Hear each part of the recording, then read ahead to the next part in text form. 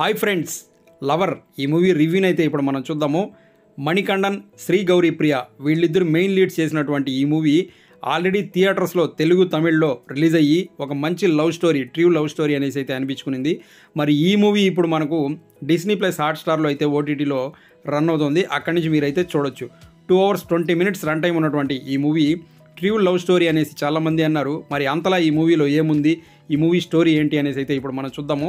ఇందులో హీరోగా చేసినటువంటి హీరో మణికండన్, ఇతను ఆల్రెడీ తమిళ్లో గుడ్ నైట్ అనే ఒక మంచి ఫీల్ గుడ్ లవ్ స్టోరీ చేశారు. మళ్ళీ దాని తర్వాత ఈ మూవీ అయితే చేశారు. మరి ఈ మూవీ కూడా బాగుంది అనేసి అయితే అనిపించుకునింది.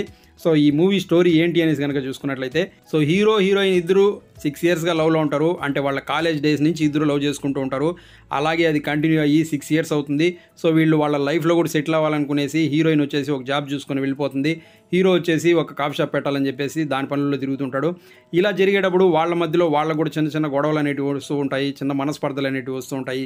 హీరో హీరోయిన్ని అనుమానించడము, హీరోయిన్ ఎందుకు అలా చేసామనేసి తిట్టడము, ఇటువంటివి జరుగుతుంటాయి.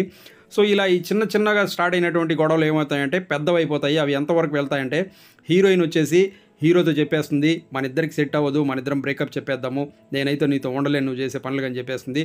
అలా చెప్పినప్పుడు హీరో, నువ్వు ఎందుకు అలా చెప్తున్నావు, నేనైతే నిన్ను వదిలి ఉండలేను, నువ్వు నాతోనే ఉండాలని చెప్పేసి చెప్తాడు. సో ఈ విధంగా జరిగేటప్పుడు హీరోయిన్ ఇంక ఫైనల్లో నేను నీతో ఉండని చెప్పి వెళ్ళిపోతుంది. దానికి హీరో ఏం చేశాడు, లాస్ట్కి వాళ్ళ లవ్ అనేది సక్సెస్ అయిందా లేదా, హీరో అందుకు ఒప్పుకున్నాడా లేదా అనేది మనం మూవీలో చూడాల్సి ఉంటుంది అనమాట. సో స్టోరీ అయితే చాలా సింపుల్ అనమాట. సో లవర్స్ ఉంటారు, వాళ్ళ మధ్య చిన్న గొడవలు వస్తాయి. ఆ గొడవల కారణంగా వాళ్ళిద్దరు విడిపోవాలనుకుంటారు. ఆ తర్వాత ఏం జరిగింది, సో ఇదే అనమాట స్టోరీ. సో ఈ స్టోరీని మనకు డైరెక్టర్ గారు ప్రజెంట్ చేసిన విధానం కనుక చూసుకున్నట్లయితే, సో ఫస్ట్ ఆఫ్ ఆల్ మనము ఏదన్నా ఒక లవ్ స్టోరీ చూస్తూ ఉన్నాము అనుకున్నట్లయితే అందులో మనకు ఒక ఫీల్ అనేది ఉండాలన్నమాట. ఎవరైతే ప్రేక్షకులు ఆ మూవీని చూస్తూ ఉంటారో వాళ్ళు కనుక ఆ మూవీలో వచ్చే సీన్స్తో కనెక్ట్ అయితే, అంటే వాళ్ళు మనకు కూడా ఇలా జరిగింది కదా, లేదా మన ఫ్రెండ్కి ఇలా జరిగింది కదా అనేసి అనుకున్నట్లయితే అది 100% సూర్ షాట్ హిట్ అవుతుంది అనమాట. సో అటువంటి సీన్స్ ఈ మూవీలో మనకు చాలా ఉన్నాయి. దాన్ని మాత్రం డైరెక్టర్ గారు బాగా నీట్గా అయితే ప్రజెంట్ చేయగలిగారు. సో అదే ఈ మూవీకి పెద్ద ప్లస్ అని చెప్పొచ్చు. సో మూవీలో మనకు వచ్చే ప్రతి సీన్స్ మనం చూస్తున్నంతసేపు అక్కడ ఇది మనకు రియల్ లైఫ్ ఇన్సిడెంట్స్ లాగే ఉంటుంది తప్ప ఏదో ఒక సినిమా చూస్తూ ఉన్న ఫీలింగ్ అయితే ఉండదన్నమాట. సో ఆ విధంగా తీర్చిదిద్దడంలో డైరెక్టర్ గారు 100% సక్సెస్ అయ్యారని చెప్పొచ్చు. సో ఫస్ట్ సక్సెస్ అవ్వడానికి డైరెక్టర్ గారు ఒక చిన్న స్టోరీ తీసుకున్నారు. దాన్ని ప్రజెంట్ చేసే విధానం ఏదైతే ఉందో, ఆయన ఏదైతే చెప్పాలనుకున్నారో దాన్ని 100% చూపించగలిగారు.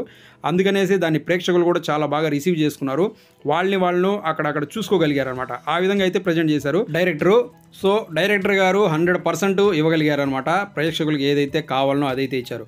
నెక్స్ట్ మనం మాట్లాడాల్సింది, ఇందులో లీడ్ పేరు చేసినటువంటి మణికండన్ అలాగే శ్రీ గౌరీ ప్రియ.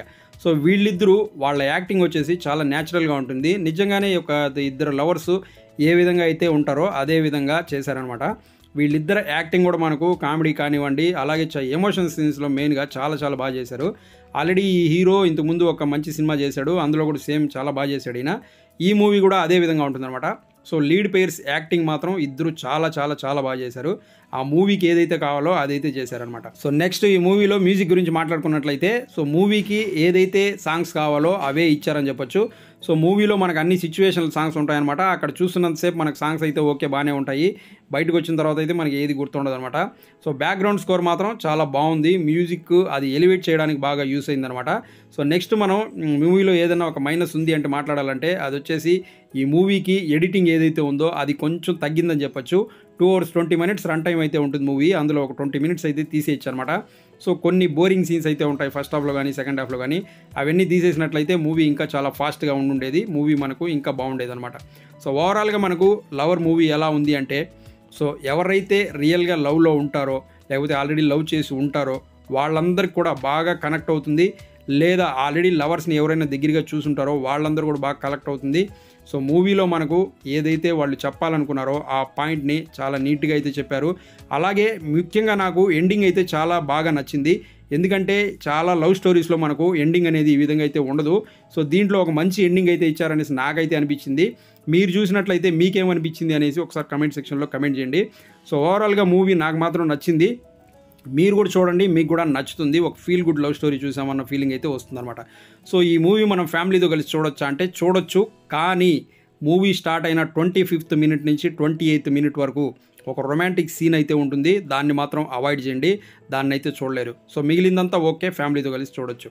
సో అది ఫ్రెండ్స్, చూసారు కదా ఈ వీడియో మీకు నచ్చినట్లయితే లైక్ చేసి ఛానల్ సబ్స్క్రైబ్ చేసుకోండి. మరో మంచి వీడియోతో మీ ముందు మళ్ళీ వస్తాను. Thanks for watching this video. Thank you very much.